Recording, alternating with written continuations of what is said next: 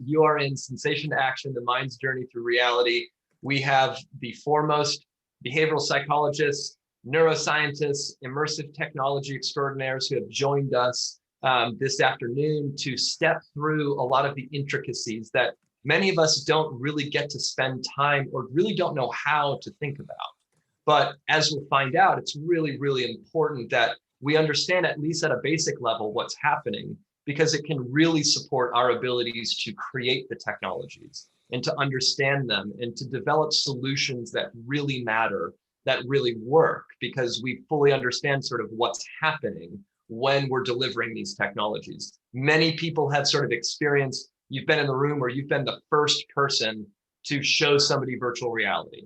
You put them in the headset, they do an experience, they come out of it, and they are sort of floored at many levels where they don't necessarily have language for what they've just experienced. And in many ways, that's because they don't have the ability to associate it to something else that feels similar to that. And so you can find people find themselves, in some cases, that's sort of like a loss of words. In many ways, our guests today for this event will be able to sort of help us understand what is actually happening. What is that aha feeling? What is happening for us as we're experiencing virtual reality overall? Okay, and then I also want to introduce our team as well. So Vicky, thanks. So the team here in DC, again, we are the DC chapter of the VRARA Association, servicing a global community. And so I run the DC chapter, and I'm joined in leadership by this awesome team. Sophia Moshasha is the vice president of the DC chapter. And then we have Robert Doe, Vicky Sweet, and Donnie Newfus, who all work with me together at my company at Brightline. But they also service both the DC chapter in many ways, as well as the podcast. And I made mention of the podcast. If you haven't checked out the podcast, we would love for you to check it out. It's called Everything VR and AR. And what we do, and what Robert and Vicky spend a lot of their time doing, is sort of figuring out what are the stories across the globe that matter towards immersive technology. And we want to, as the podcast, be able to tell those stories, to amplify those stories. It's really, we find that when we can connect with one another and we can share stories, we can hear what somebody else is doing across the globe, it can spark an idea, or it can affirm a thought process, or we can create a collaboration or a partnership. And that's just a lot easier when we can communicate the messages cleanly and simply over something as easy as a podcast. And so we love doing the podcast. It takes up a lot of our time, but at the same time, it's really, really valuable time spent. And it is because of the podcast that we have been able to meet so many incredible people in the field of immersive technology over the last several years. And two of those people are our two guests here today. And you see them on screen already, but we have Dr. Skip Rizzo, as well as Dr. Walter Greenleaf. And I'm going to let the two of them kind of go into their backgrounds. But Skip Rizzo is a clinical psychologist and director of the medical virtual reality at the University of Southern California at ICT, the Institute for Creative Technologies. And Dr. Walter Greenleaf is a neuro and behavioral scientist who is a pioneer in the applications of medical technology and immersive technology. He's also a medical product developer with a specific focus on virtual reality and digital health technology. And he's helped develop and bring clinical virtual reality systems to market for over 30 years. And so we're really, really excited to have both of them join us. Both have worked in so many different areas of sort of how the brain operates and how the technology functions. And they have, over the last 2 decades specifically, been either personally involved in or tangentially involved in a variety of very successful immersive technology applications, solutions, and products that have sort of cropped up across the space over the last 2 decades. And it's that level of experience and awareness that creates a scenario where we're now where there's a sort of mass adoption of these technologies, of immersive technology, yet at the same time, there is this real effect that's happening because of these technologies. And if we can better understand what the intersection is of neuroscience and immersive technology, then I believe that it would help all of us create more meaningful, more powerful applications and solutions inside the tech. So with that, I'm going to start, Dr. Walter Greenleaf, with you. If you would just kick us off and give us an introduction to kind of how you got involved in immersive technology and kind of really what's kept you involved over the last several decades. Well, of course, that's a great way to start. Thank you, Tyler, for inviting Skip and I to join you. Skip is my long-term friend and colleague. We've both have had the opportunity to see the arena emerge and grow, and it's just wonderful to have this chance to talk with you and with the audience and have a bit of a discussion with Skip and brainstorming session. In terms of my origin story, my background, well, I'm trained as a research scientist, a behavioral neuroscientist. I got involved in VR technology back in the late 80s. My best friend at the time was Jaron Lanier. Jaron had started the first commercial virtual reality company. I was working as a graduate student at Stanford University in a psychophysiology lab. And as Jaron's company grew, I got very interested in the possibility of applying his technology both to my research and to other arenas. I had the opportunity to take some of my research and spin out a company that was doing clinical sleep diagnostics, but I wanted to finish my dissertation, so I sold the company. I had a little bit of money in the bank from that, and I purchased the medical rights to VPL Research's, Jaron's company's work. Long story short, that got me into the arena of building medical products and got me into virtual reality. I, since then, have tried to keep my foot in both the academic research sector and also in the medical product development arena. And it's been so fun to see things emerge. You can't imagine how exciting it is for Skip and I to see such powerful VR and AR systems out there. And the work that we've done over the last 3 decades, plus our colleagues, and there's many wonderful other groups that have been doing foundational research, positions us right now. We're not starting from ground zero to take today's very powerful technology and use it to address some very, very challenging problems in healthcare, addictions, anxiety, depression, autism, Asperger's. There's a very long list of where today's VR and AR technology can make a big difference. And it's just wonderful for us to see this translate from the academic research arena out into the medical arena. Absolutely.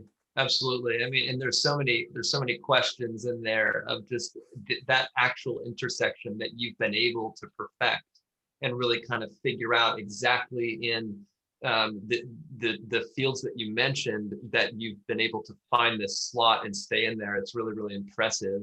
And it's obviously allowed you to be able to understand so many different use cases and so many different ways. I mean, as you know, there's so many different ways to sort of go about solving a problem.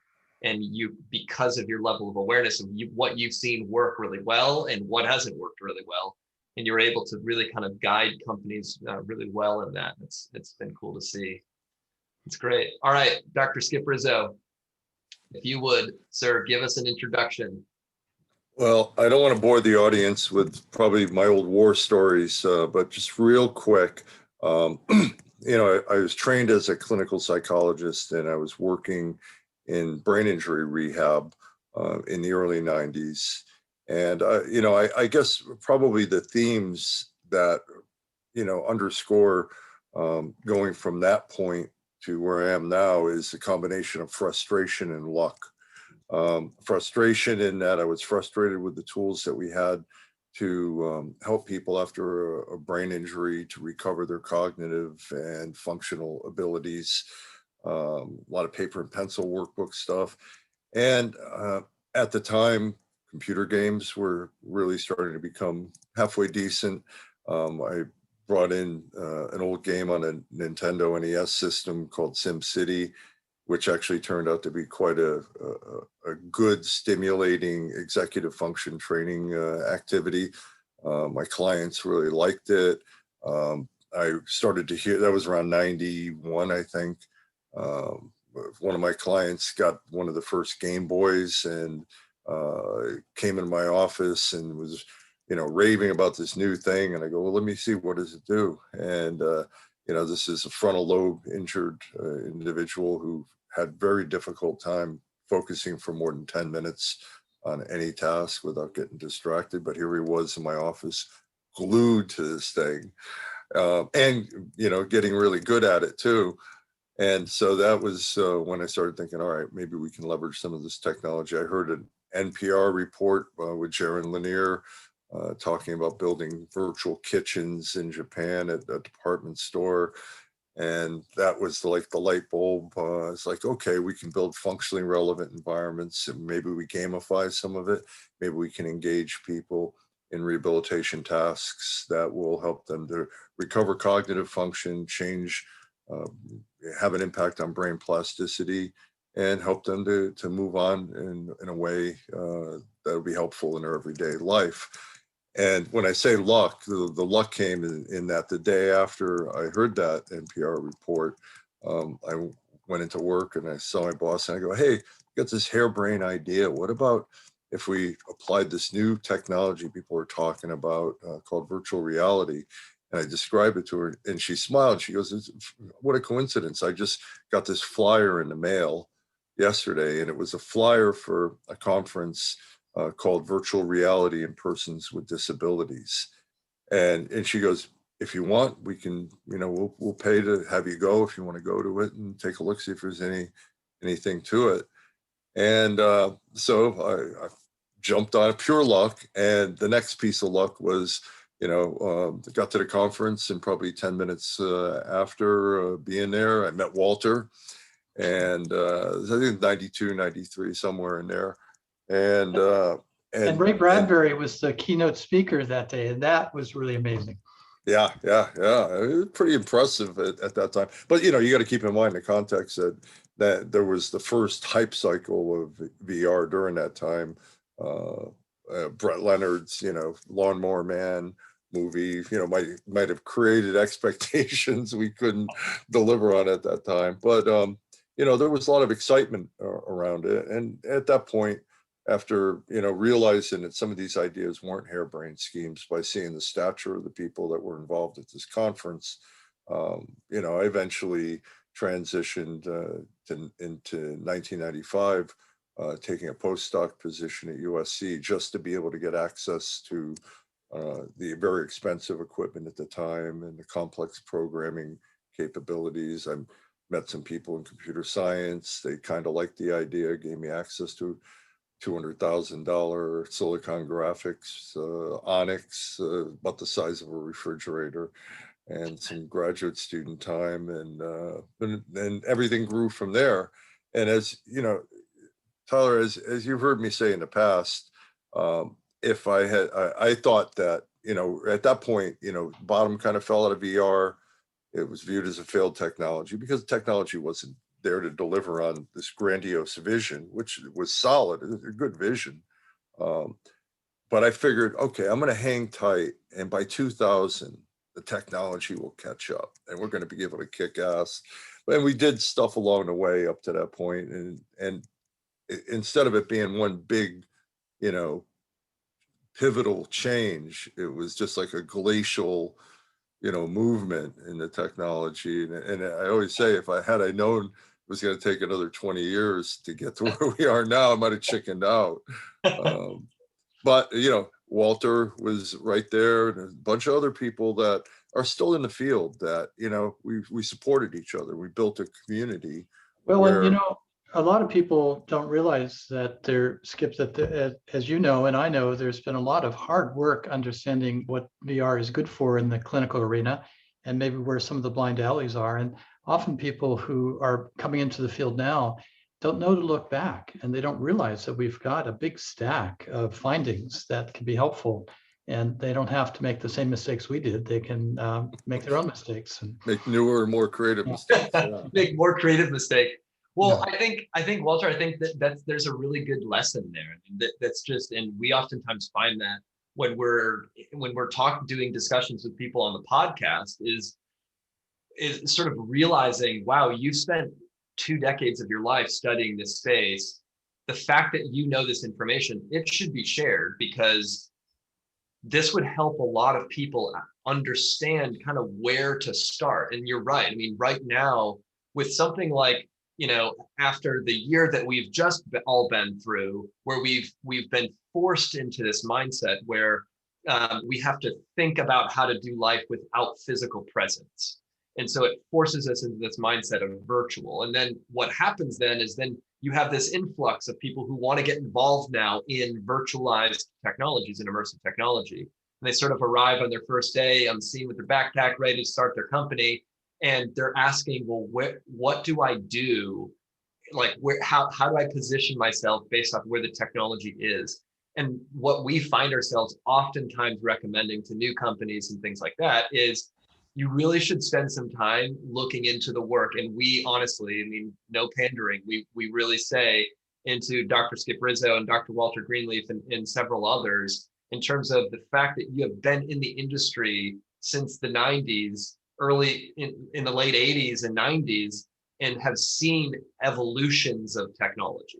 You've seen the evolutions of what has worked really well and what hasn't. But now you can offer up that full expertise. And so what have you seen that's working really well? I mean, what are some of those areas where it works really, immersive technology works really well in the intersection, or where where it also just doesn't, it sort of falls short still?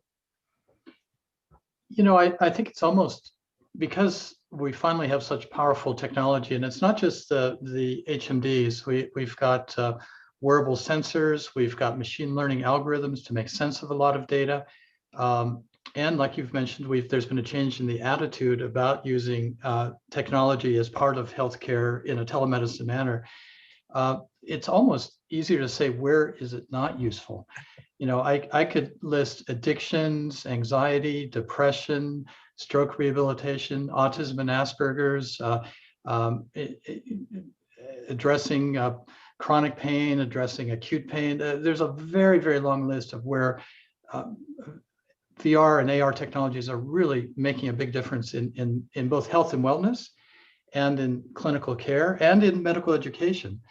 So I find it easier to say, where we haven't really had a chance to explore it, because it's really the challenge though is, and I know you've heard this expression before, is the future is already here. It's just unevenly distributed. And I think we're at a point where we're translating some of the strong work of Skip's work, for example, on treating post-traumatic stress or other clinical problems, translating that out and getting it into the usual care.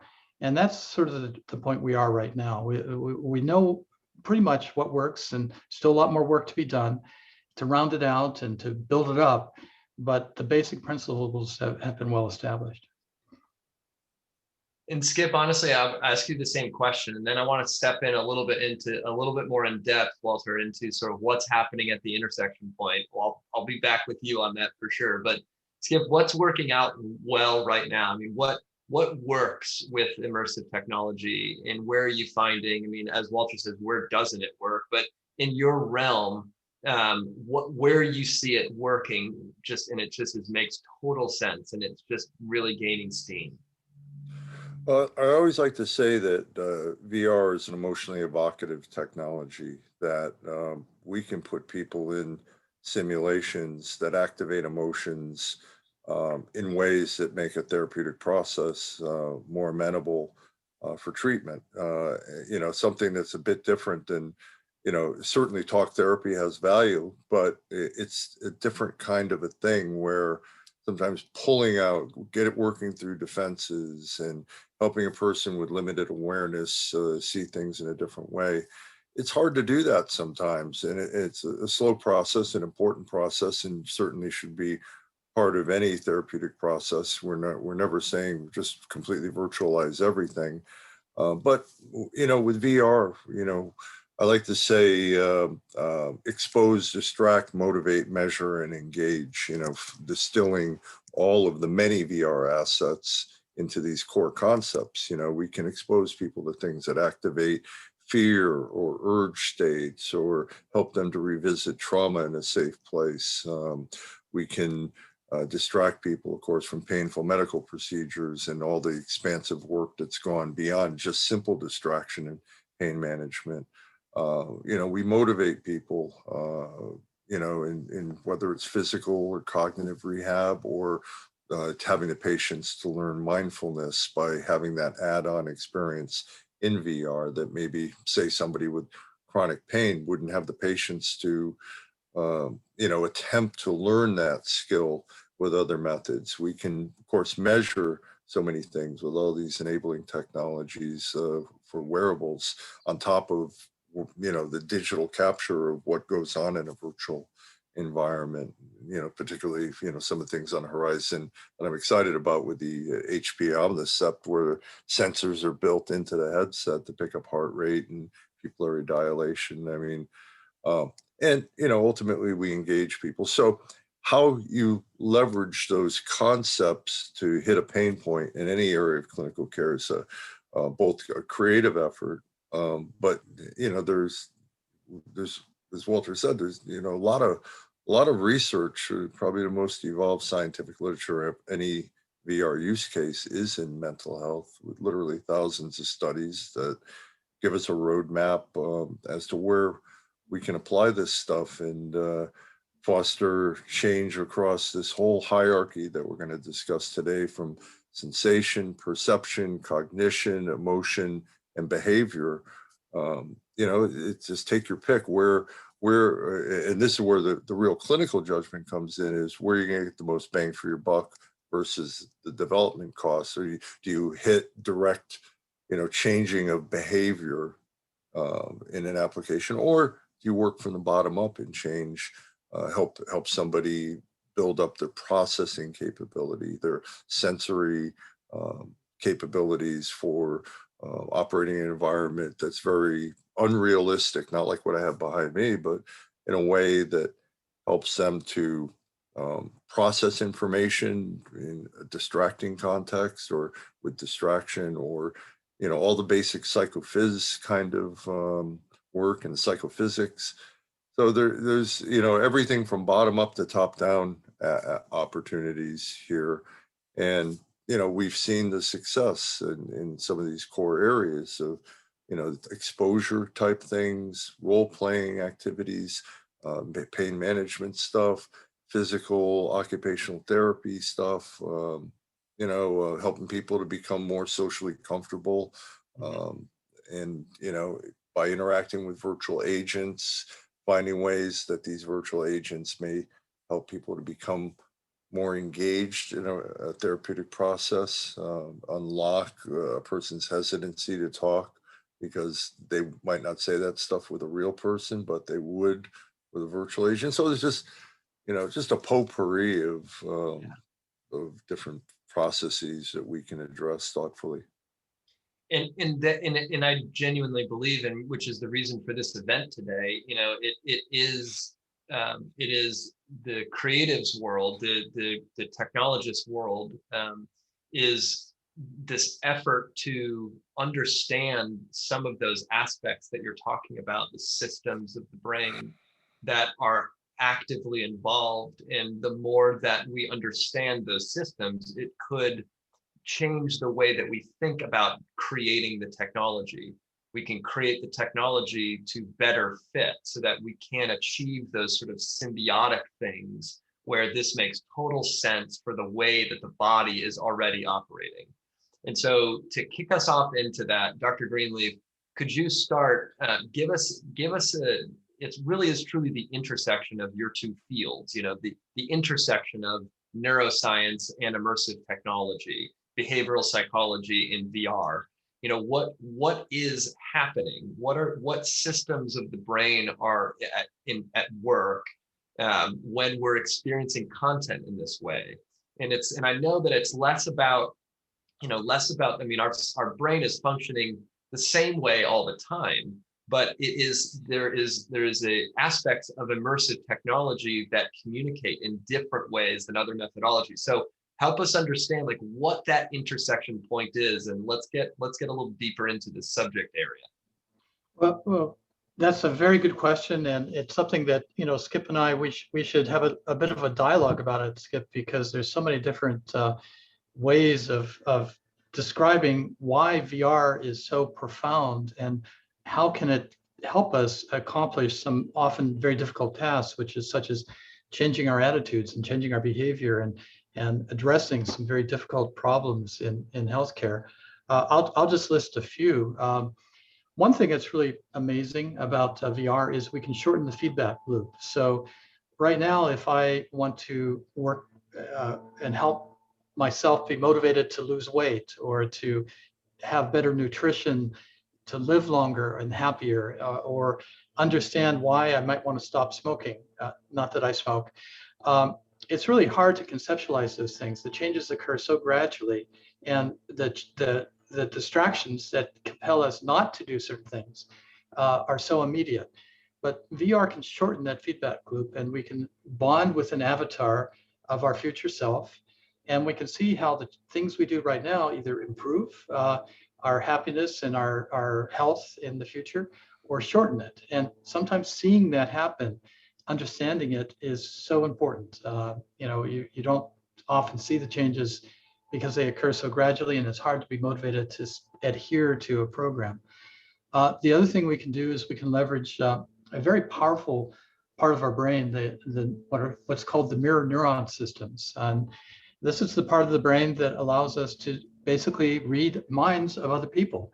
I can tell if someone, if Tyler, if you are in a bad mood or in a good mood, or are sad about something, or if you don't like what I just said, by looking at your facial expressions or your behavior. If I see you, you know, storming around the room, I understand you might be angry about something. But it's that ability to understand in ourselves and have our own emotions resonate with your emotions, which is empathy. And VR can leverage that ability to recognize states in other people, but through avatars and through putting people on quests to understand. And if we're trying to help someone who has trouble understanding someone's emotional state, people who are on the autism spectrum, for example, we can exaggerate things and staircase them up into recognizing those changes. So that would be number two, is one of the superpowers of VR, is being able to leverage our mirror neuron systems in the brain. I also would say that VR allows us to leverage the power of story. There's something about the way our brains work that allows us to be part of, and it's part of how we evolved as social animals, to get captivated by story. Medicine is hard. It's hard to adhere, especially if you're in pain, or especially if what you're thinking about is uncomfortable, or if it's a difficult task. But if we can build story, narrative arc into the clinical process and leverage it, then we facilitate adherence, and we make what's often very difficult a little bit easier. So I would say that's the third superpower of VR there. I've got a few more. Do you want me to keep going? I'd love you to. I'm, you know, and Skip, you know, and I would even just ask both of you, when you say this is what it's like, we can leverage VR to activate the mirror neuron capability. I mean, help us understand, like, if you could even go into more detail, what is happening? Why is VR able to do that, activate that? Okay. Sure. Well, let's go on to one of the other amazing things that VR can do, which is to leverage our brain's reward systems, our feelings of pleasure. As you know, VR is very engaging, and we can create an experience that is exhilarating.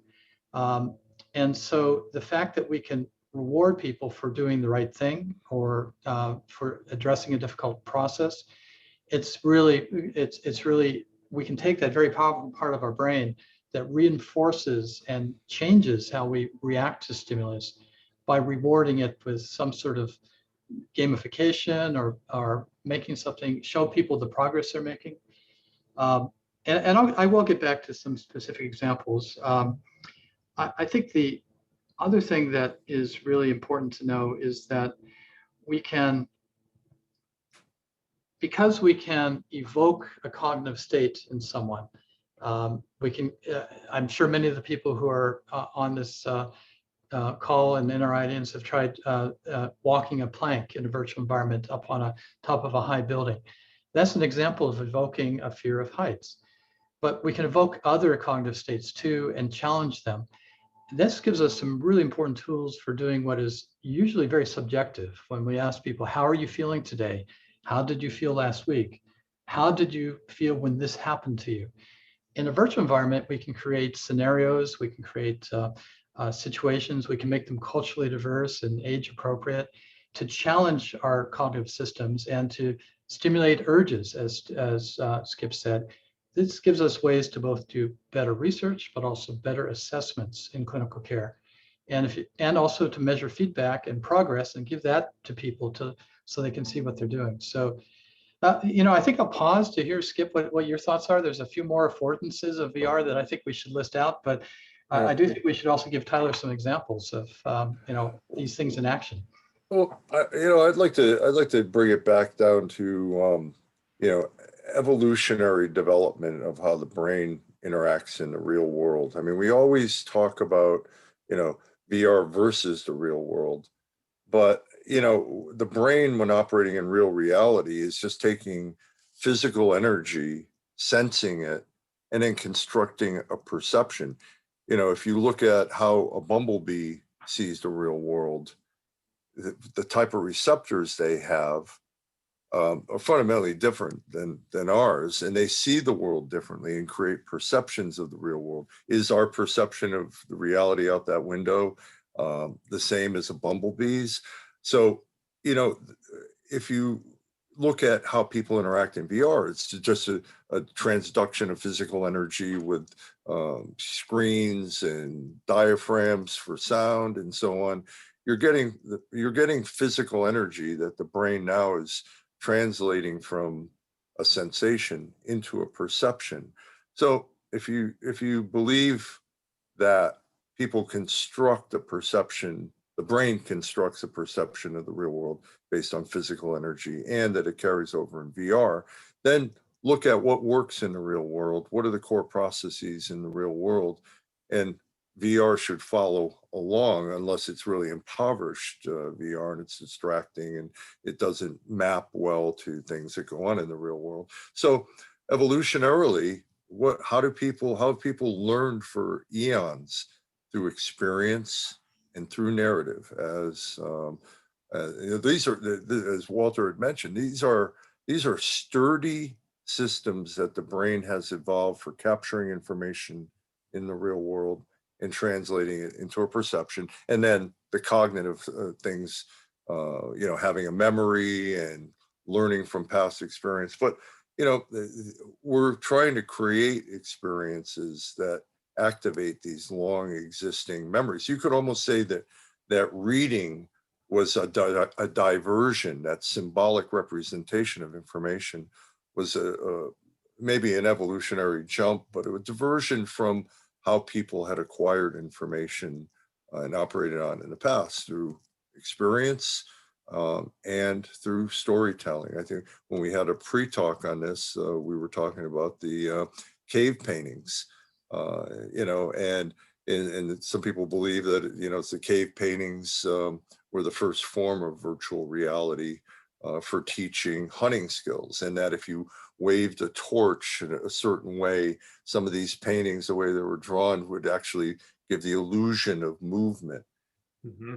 Well, now you're doing a mix of storytelling to try to teach an experiential task, and that's been how the brain's operated for all these years. The symbolic, operation on symbolic content is a relatively new invention. Yeah, people, used to carve on stones and stuff like that 2,000 years ago, but really printing press was, a big advance for popularizations. And back when printing press came out, some people said, oh, you know, what a bad thing. People are going to spend their time with their nose in a book rather than experiencing life and actually doing it, you know, for better or worse. But so I think what goes on in the brain in VR is not that much different than what goes on in the real world, with a certain threshold level of fidelity in a virtual world. Now that threshold can sometimes be low, like Walter mentioned, walking the plank.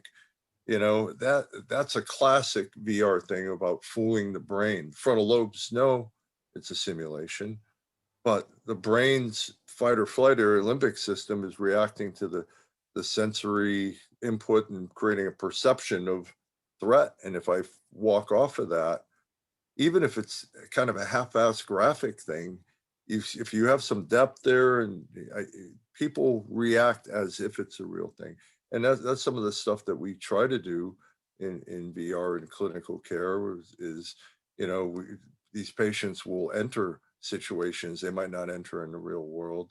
And they'll have this similar kinds of emotional reactions that then allow us to, whether it's conditioning paradigm or a cognitive approach to, you know, addressing distortions in thinking or whatever, but you're activating someone in that moment, leveraging all, you know, tens of thousands of years of brain development leading up to this point. Yeah. Yeah, I mean, and it's in we've gotten to the point where now we have people asking, well, how do we boil the ocean? How do we recreate reality? How do we get to the point where we can, we have a technological system that can now deliver this content in this way? Now, how do we recreate things in ways that, you know, we haven't been able to before? And, you know, that is where the sort of creative process comes into this. But it is people understanding what is actually happening when you're experiencing this technology. And I think, you know, you bring it up, Skip, when you talk about the frontal lobe being able to make a conscious level awareness, while the limbic brain is able to understand that it still exists inside your office space. If you could go into a little bit more of that, and I would love to hear from both of you on this, because this is an area where I would say most people have actually experienced this. They've either experienced it themselves or they've watched people do this. And this is part of, honestly, in some ways, can become somewhat comical. You know, we sometimes with our friends will, you know, in virtual reality, we'll joke and put you in, you know, VR and put you at like the edge of Half Dome and like Google Earth VR and have you stand there. And then we'll ask you, where are you actually standing? And people say, well, I'm standing in your office. And they know that. I know that I'm standing in your office. And I'll say, okay, well, where are the windows? And they will remember when they didn't have the headset on and they've only been in my office one time, where the windows are. And they'll point them out like with their body. And then you just give them a little push, you know, and they have that feeling like they're going to fall off the edge of Half Dome, straight down that cliff. And their body has this visceral reaction immediately to what they just experienced. And then they take off the headset, and most people would just watch that and go, wow, that experience looked really believable. But when I see that, I notice that there is both things are happening at the same time, that you are aware that you are in VR. You're aware that you're in an office space, but then the environment is able to deliver enough type of sensation that delivers you to a reaction that would say, well, this feels really real, even though I'm aware that it's not. Well, So our brain is always looking for threats, you know, we're great at pattern recognition. So we might be walking down a path and see a stick that looks like a snake, and we'll get a little startled, even though we're thinking about, you know, our girlfriend. So our brain is able to have processes at different levels, sort of the threat detection processes, and also the seeking pleasure processes at the same time. And I think as people are designing virtual environments for therapeutic processes, it's important to keep that in mind, that one of the things we can do is evoke a reaction in people. And depending on what your goal is, you know, that cognitive state, that emotional state, we can then teach people how to address and manage those states if we can evoke them in a predictable and controlled manner. Now, often one of the things, like at Skip, you know this also well in the field of treating trauma, Our brain doesn't want to go certain places because it's uncomfortable or painful, but if we want to help someone manage what is triggering a fear reaction, we need to take them there and teach them the skills to manage it and the perspectives to manage it. We need to reframe their thinking. We can do that in a gradual manner, in a controlled manner, using a virtual environment. And so it's just, we need to be aware of, when we design these systems, that we now have the way to sort of adjust and raise up different emotional states and teach people the abilities to recognize and perhaps modify those emotional states. Agreed.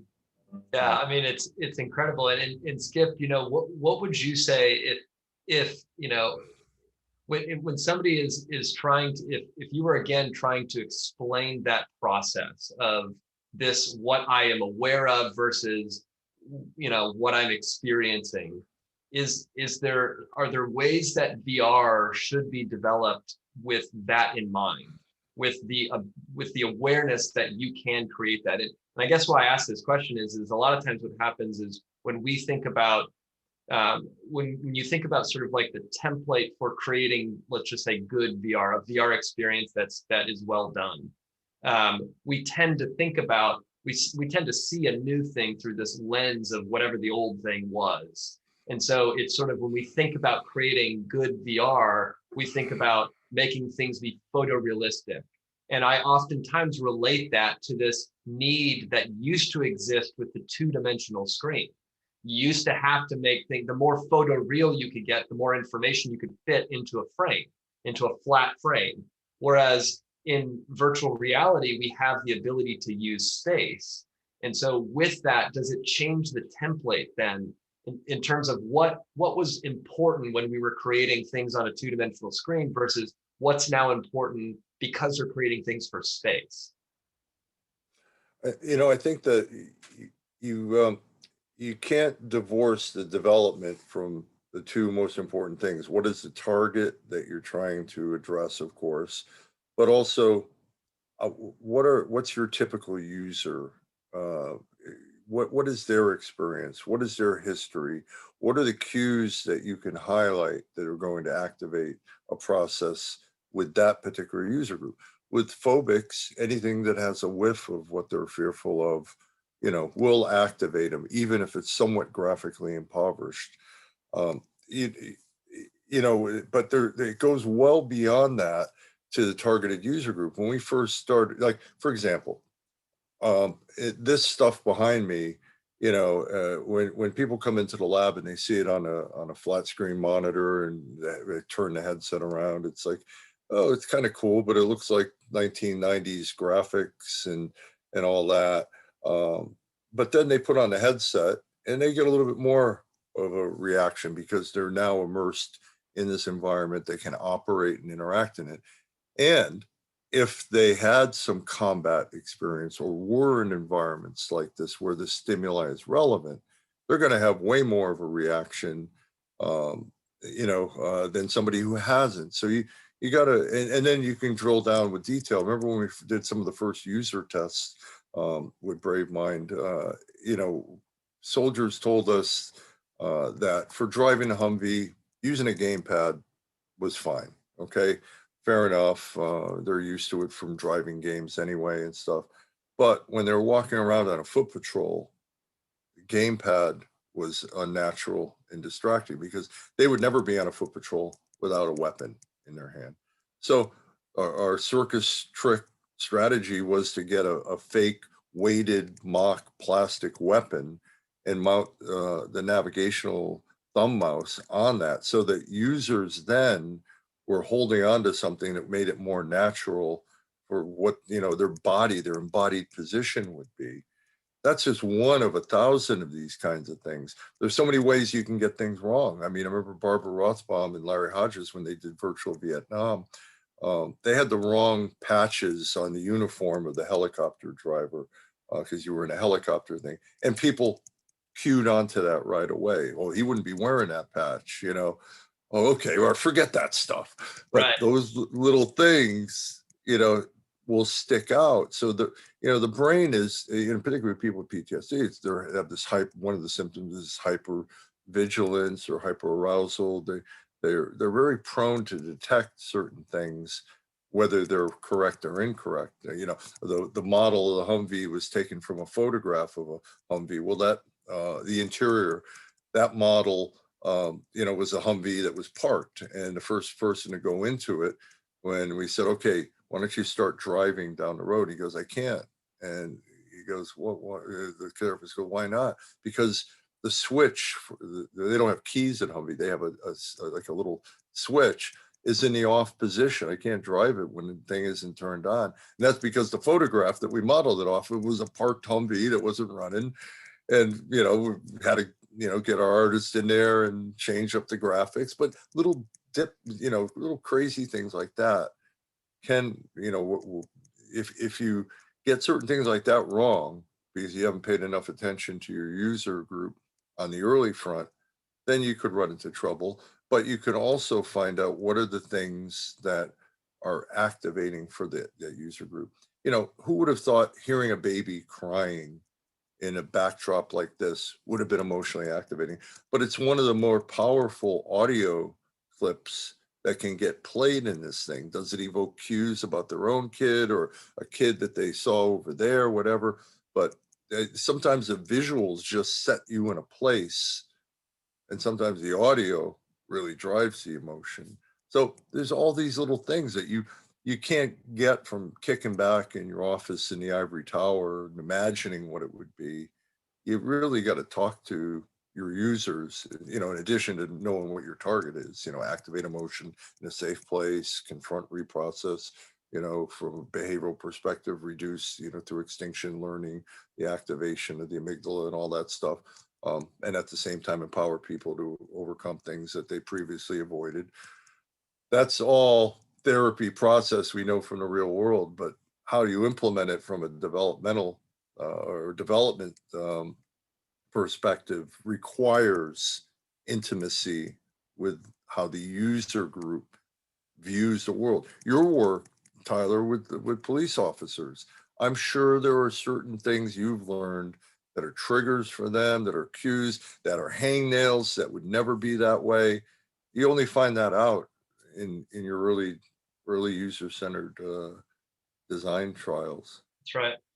And honestly, it delivers your VR creative technologists into full awareness on these specific areas of the market. I mean, we've worked in it, and that's true. I mean, anecdotally, what you're saying, Skip, is true. I mean, when you're really involved in a program and it's working really well, it means that you've figured out you've figured out the perspective that the audience is seeing that content normally through, and then you're recreating that, and that very much so contributes to this sense that we're all sort of after, which is sort of believability. And I really would love to know, Walter, where, when you hear the word believability in reference to immersive content, what do you kind of hear? Well, one thing that's really important is a feeling of presence. And we've come up with a number of ways in our research labs to measure presence and whether you feel present or not. But one thing's really clear, that the more engaged the person is into interacting with the environment, the more sensory systems you can stimulate, the more believable, to use that term, the experience will be. So the more we can get 6 degrees of freedom into the system, the more we can have, there's some amazing systems out there. One example is OVR technology that has spatial smell, where you can have, I think it's 6 different levels of olfaction for 7. It's just amazing, and it's 3-dimensional. So sight, smell, we can simulate some haptic feedback by using vibration. So a heavier object might vibrate your hand a little bit more. Moving in a virtual environment activates our proprioceptive systems, and it creates a higher degree of presence. So as we get better at putting more and more of our own bodies into virtual environments, then our minds will be more present and more immersed and more engaged. And that creates a higher degree of engagement. Now, as Kip pointed out, for people where you're addressing a fear, a little bit goes a long way. And you don't have to have as much cognitive engagement. Well, you don't have to have as much graphic content and immersion in order to sometimes help, stimulate a craving or stimulate a fear. But if we want to stimulate engagement, if we want to help people learn to focus and pay attention, then we have to have some clever ways to do that. So it's the usual paradigms that we use for both assessments and for therapeutic interventions that we've been using for decades and highly evolved in healthcare.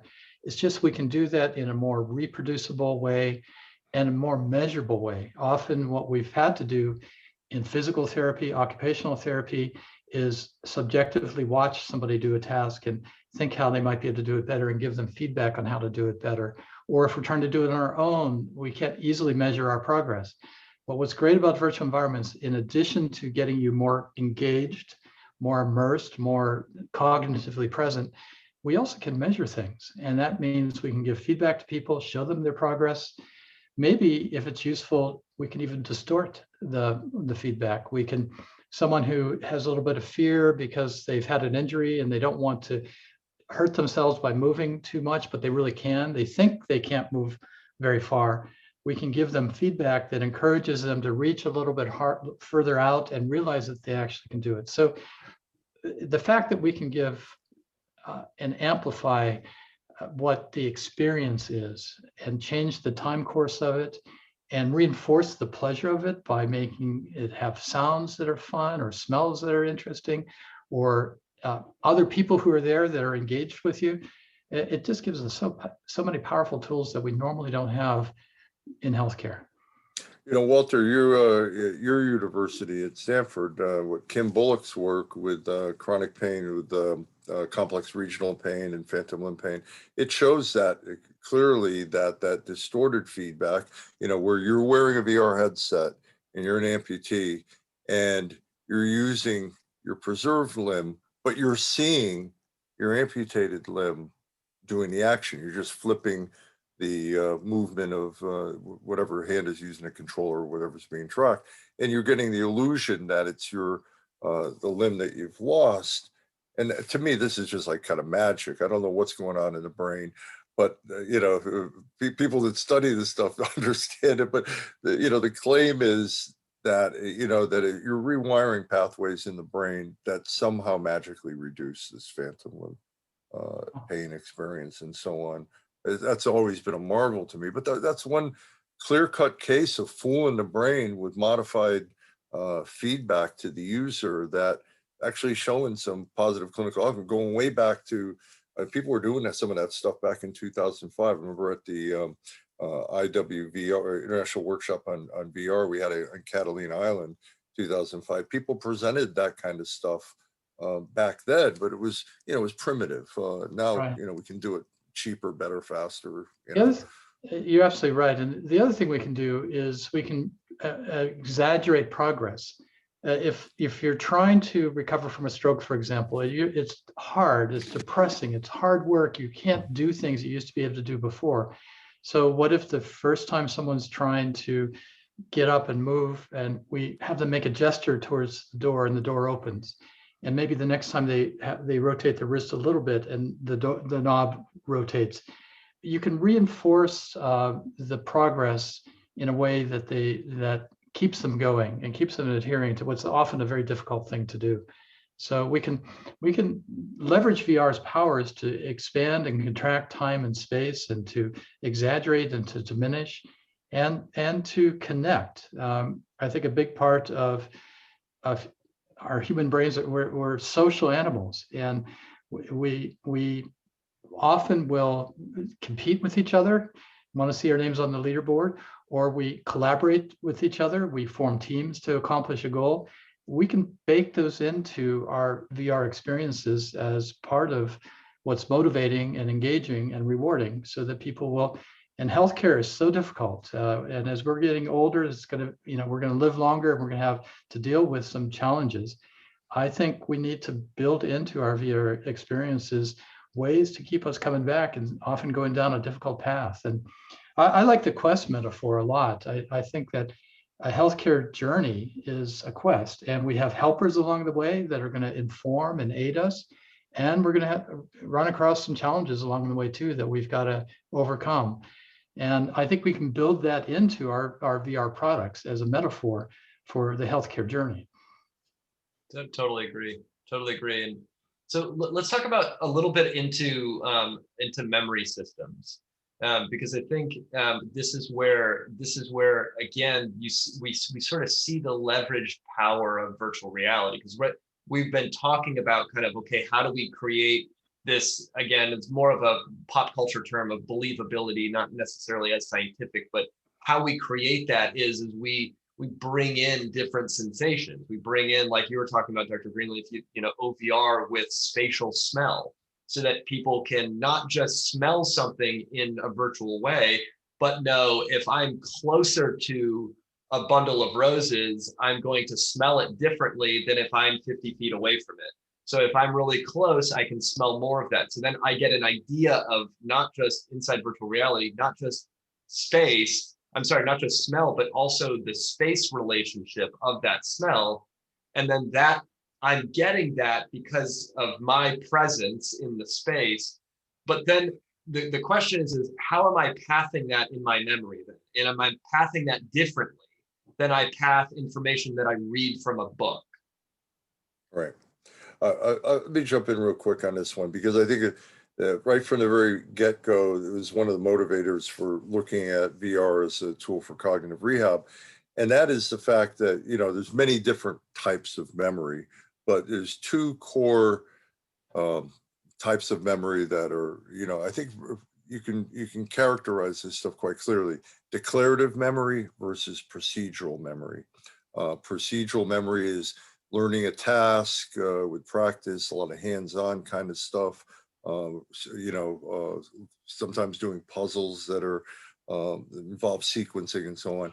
But that procedural memory is fundamentally different than declarative memory, which has a language basis and it's recalling specific events in a language context. And Larry Squire had done a ton of work differentiating these things back in the 80s and 90s. And this informed my thinking on it, that, we find that people, even after a significant head injury, and even people with Alzheimer's disease, you see relatively preserved procedural memory, learning tasks, activities, as opposed to, verbally recounting the names of all your grandchildren or what you had for breakfast that morning.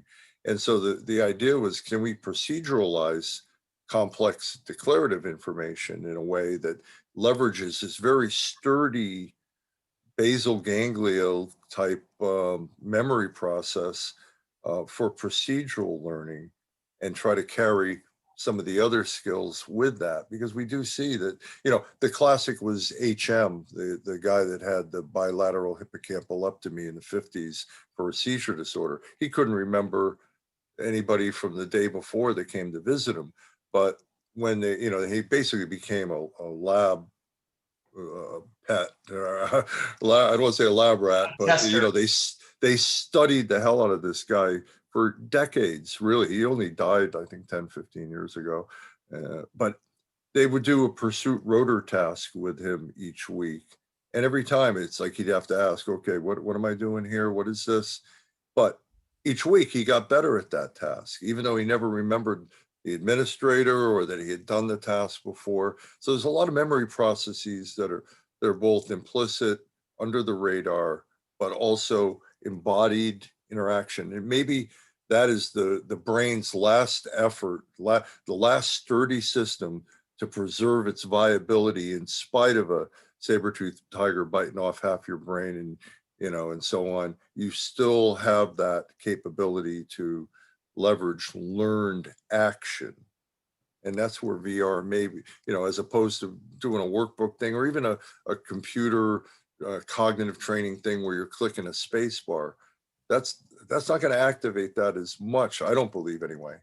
Research could bear this out, hopefully, that interaction that what VR allows, and what Walter was saying about the difference between 6-degree of freedom, 3-degree of freedom, it may be quite a fundamental difference in terms of activating processes in the brain that leverage this procedural capability to then kind of drag along some of these other memory skills. And back to real quick, I don't want to gobble up the time here, but the scent thing is really important too. Yeah. We haven't done the studies, I wish we had the funding, where we run people through a VR exposure therapy thing without scent versus with scent and show the difference. But we incorporate the OVR system into this because we know theoretically it's informed that the olfactory bulb in the brain, intimately connected with memory and emotion.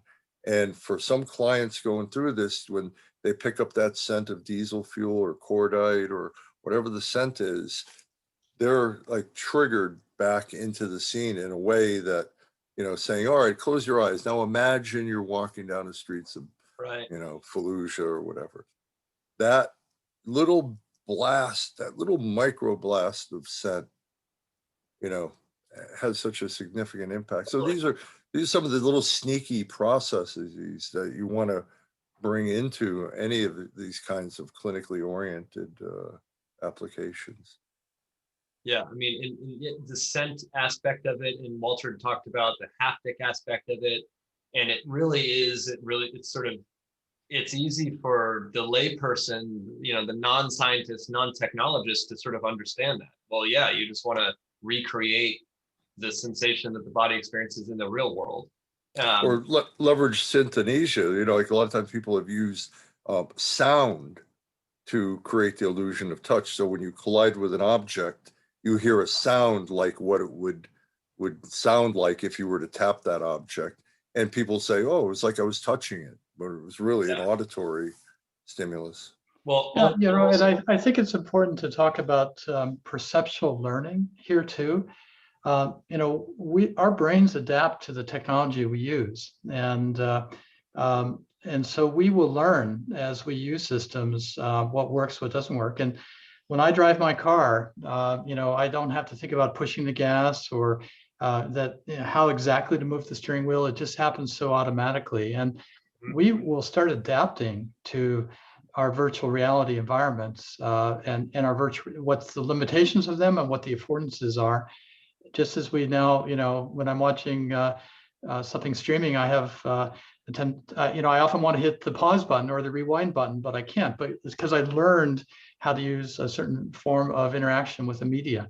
So I think we need to be really careful as we design the next generation of VR environments that we are clever and sophisticated about it, because we are going to adapt to it.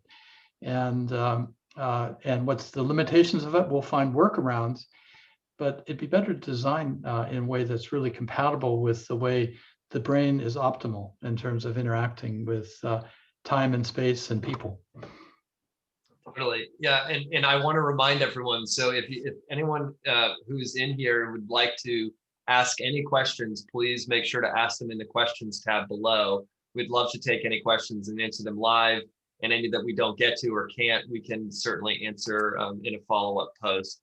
But despite all of that, if there are no questions, we're going to keep rolling on this subject, because I would say, what I like about this is that, and you said this a little bit, Skip, in saying that, okay, but you can use sound though to generate the perception of a feeling, or, we can start to cross-reference and sort of cross-pollinate what in the real world is a perceived sensation in one particular fashion.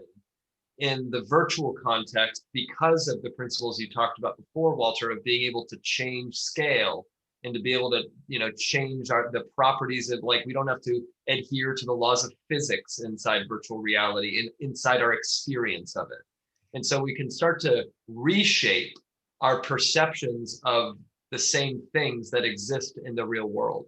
And I'm just kind of curious, as we kind of move on into the future states of these capabilities of immersive technology, we have the weave in of, all of these sort of converging exponential technologies you have 5G, and you have cloud compute, and you have remote rendering, and we have edge compute. I mean, we have these different capabilities that allow us to create more and more and more believability.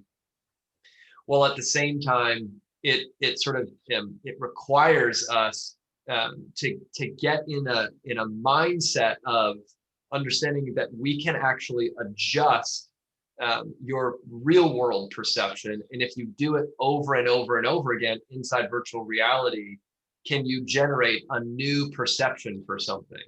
And that's a broad question that I would say, and I would honestly would love to hear from both of you on this. And I know that, there's the idea of changing the mind's perception using other plant-based medications in conjunction with virtual reality. I mean, there's a lot, and there's the conversation around, brain control interface, BCI, and what does that do with immersive technology? And all of that gets into the discussion around what is happening in our brain while we're doing, or what's happened, what are we experiencing during virtual reality that's similar, and how can it be valuable? So again, just sort of open-ended question to both of you. Where do you see, with the capability of virtual reality, the ability to adjust our current awareness inside real world for the sake of virtualization, and where is that meaningful? Well, maybe an example would be useful. Sure. One of the techniques used in behavioral medicine to help people deal with anxiety or depression or anger, or some of the challenges that we can have, is cognitive reframing, where we take an experience or a perception of an experience, and we think about it differently. That's hard to do on demand. Somebody says, well, take this thing that's triggering your anger or making you feel sad or fearful, and think about it a different way. But there's steps along the way we can do with virtual environments that would be hard to do just using your imagination. But we can have metaphors, we can have processes where maybe you're taking your intentions and picking up some intention rocks and putting them into a pile that you're collecting. And maybe you are physically reframing representations of your negative thoughts. Or maybe you're taking the tiger and making it a friend. What's great about VR is we can do whatever we want in it. We can design to have whatever experience is there.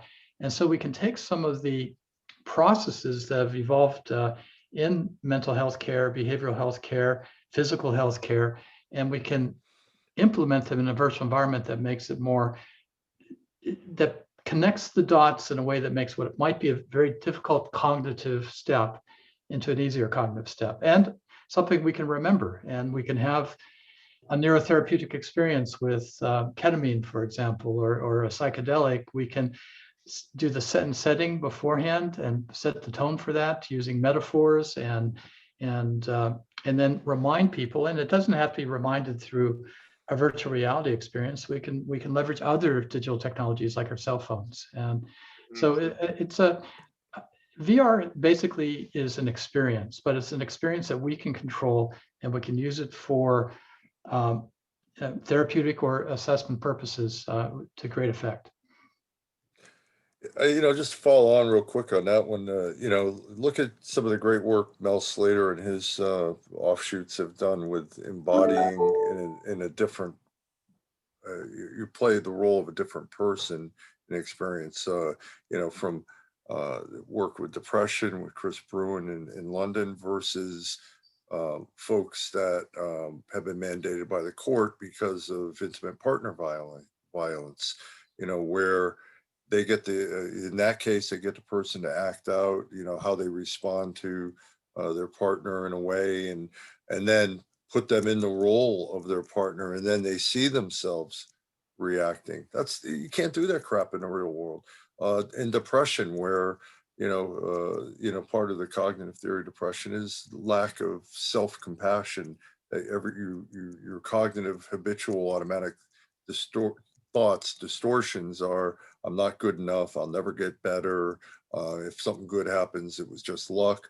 Well, they try to teach folks, before they go into VR, some of those self-compassion skills or compassionate skills, put them in a VR environment with a distraught child and say, all right, soothe that child. And so the person leverages everything they learned, but to another rather than for themselves. And they're, don't worry, sometimes things look bad now, but they get better. It's not always your fault, whatever it is. And then flip a switch, and that depressed person is in the role of the child, and the representation of themselves being compassionate is being played. All the same language, body action, and everything. And that seems to, the early research shows that has somewhat of an effect. Or could you do the same thing if you had somebody in a room, depressed person recording affirmative statements, and they listen to it while they're doing some activity? Who knows? But I think you're going to get more bang for your buck with this embodied thing, playing the roles of different people. And that's where VR goes beyond just simulating a world that you're going to operate on. It's about simulating an experience of an other that then and that's something you can't do consistently in a controllable fashion any other way. It's one of the areas where, in the early days, Walter, when you built a VR environment, you could kick back and be proud of yourself. No one in the history of humankind has ever done this because it was so new, and anything you did was a new thing. Well, this is one area where there's a lot of new things that people can do, and sit back and, have a drink at the end of the day and say, no one's ever done this. No, because it's not possible to do it without some kind of VR thing. Right. Yeah, and I think that ultimately what you're able to generate is a scenario where somebody can reframe it. And Dr. Greenleaf, you were saying this, where somebody can reframe an association. And our brain, we're constantly thinking about things relative to associations, we have become comfortable. We've generated a level of comfort in this environment.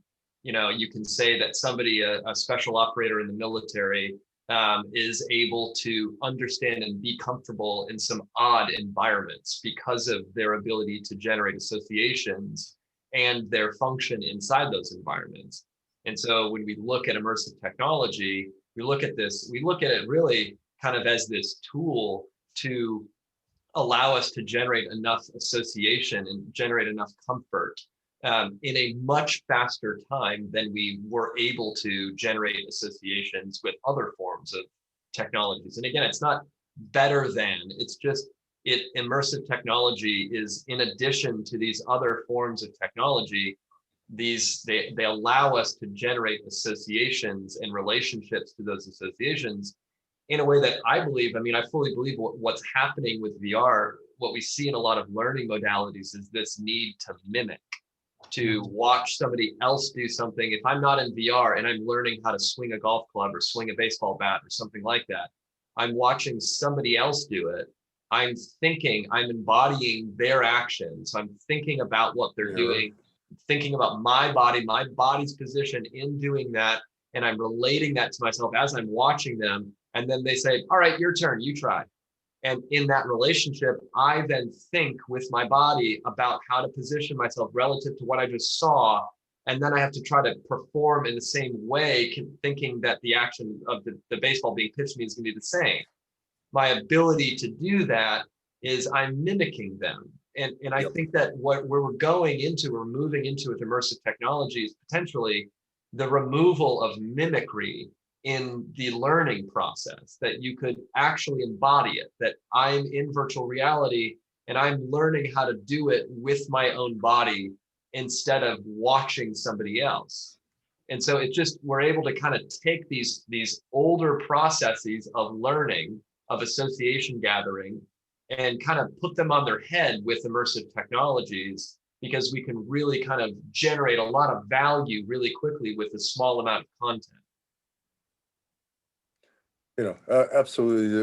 And the mimicry stuff can be brought into VR, as Walter talked about with mirror neuron research, where there's a study, and I can't remember, I'm racking my brain trying to remember the first author, but the study where they had stroke patients watch virtual versions of themselves in a headset or on a big screen, doing actions that they wanted to rehabilitate. So they watched this for 10, 15 minutes, and it was personalized to them. It had a map of their face on there and everything.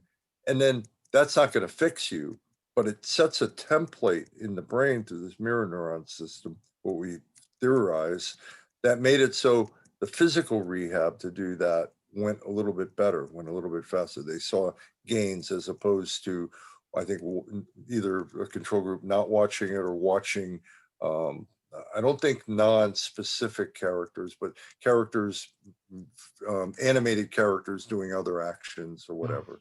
I'm forgetting all the details. I probably shouldn't talk about it without that knowledge. But basically the idea, observing, mirror neuron, set a template, makes your action rehab stuff maybe a little smoother, maybe a little better. Things we have to study more. Sure. And another thing to keep in mind is it's hard to use your imagination and fill in the gaps. Some people are better at it than others, but most of us, it's really hard to be there with our imagination. But we can, if we're in a virtual experience, we can help someone with their imagination, and we can staircase them to where they need to go in a controlled way. And to me, the bottom line is, if we want to change somebody's cognitive processing, their cognitive experience, the way they react to a stimulus, the way they, especially if they have a problem, a physical problem like from a traumatic brain injury or a stroke, or a problem with addictions or anger management or sadness or anxiety, you need to be able to evoke a cognitive state if you're going to teach someone the skills and help them have the skills to change their cognitive state. And it's hard to do if you're asking them to do it, especially in something uncomfortable. The other thing is, if we want to measure something, and we need to measure things if we're going to prescribe medications or prescribe surgical procedures, or see if someone is changing in the right direction, and tell them keep doing more of that. And it's very hard to measure subjective states such as cognitive processes. And we have paper and pencil tests and other ways to do it. But virtual environments give us such a better way to do measurements. That, combined with a better way to help people learn and change, it's just so powerful. And it's very hard to do these things without the power of virtual environments. Wow. No, there you have it. That was perfect. That was a perfect summary, Dr. Greenleaf, of the potential here and of the existing power. And I know that we just have a couple of minutes left, but I would love for you guys to talk about any of the programs that you guys are currently involved in right now. Dr. Rizzo, you have a brave mind behind you, and you made reference a couple of times, but for just a couple of minutes for the pair of you, just to what are you working on right now? What's happening right now that's working really well, that you're involved in, that you'd like to share? Real quick, combat to COVID, translating everything that the military has funded us to do in the area of trauma to address important social issues like healthcare professional burnout and possible PTSD, COVID survivors.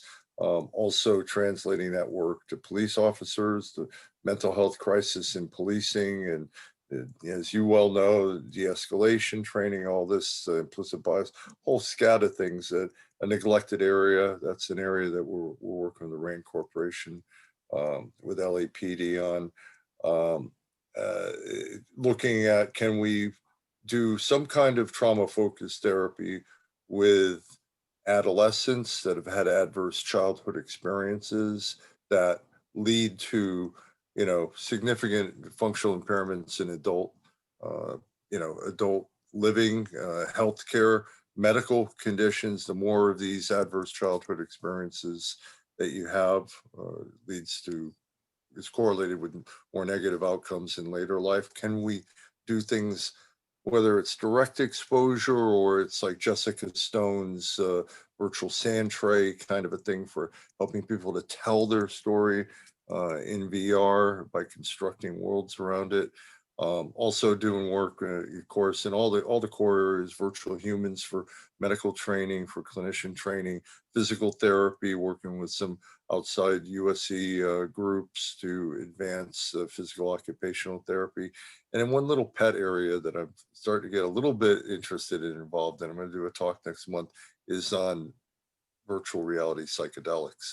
And now that psychedelic therapy is becoming a little bit more accepted, and there's a database to support its value in very controlled set and setting situations like Walter had mentioned, where does VR fit? Can we shape a person's experience strategically at core points in that type of a therapy experience and amplify the impact of it, or to guide impact? So it's not just a big experience you have take 6 months to integrate to understand what you got out of it, but maybe we can enhance that. So those are the things that are getting me excited these days.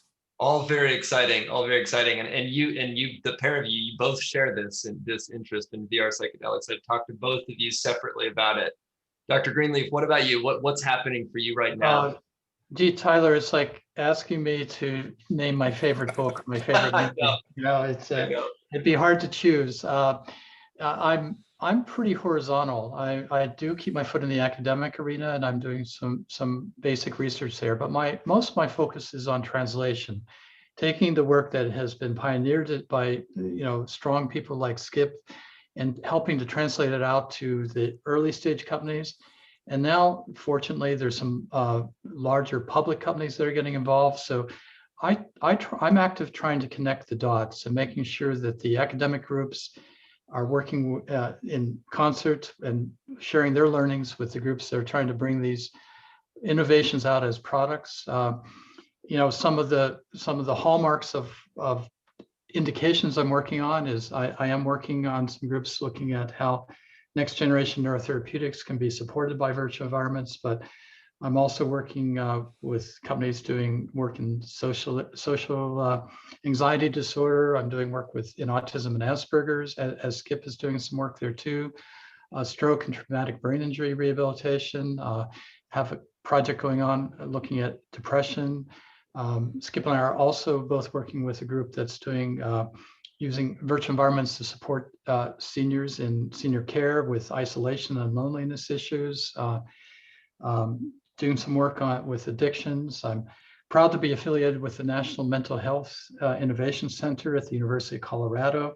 There's so much going on, and finally my propensity to try and do a little bit of everything is catching up with what's going on. So it's a fun time. That's right.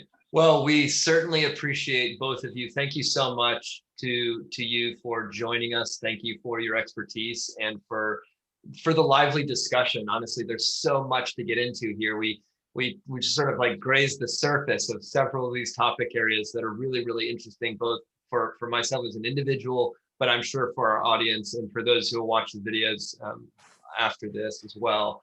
I would really appreciate the way that you guys are able to navigate this space so well and to stay so plugged in. And I know you're saying it now, Walter, that there's so many things to be involved in, and there are. I mean, it's such a good demonstration of the work that you all have been putting in over the last several decades to keep this conversation focused, and honestly help technologists like ourselves stay focused on the right things. Virtual reality works really well for certain areas of our awareness. And if we can sort of dial into those areas that it works really well, then we can see continued expansion of the market overall. So we really appreciate you all joining us. And thank you very much to our audience as well for joining us. This has been the VRARA Association here in Washington, DC, and we'll be coming back out again with another virtual event in April 2021. Please be sure to check back again, and thank you for joining us. For now, we're out.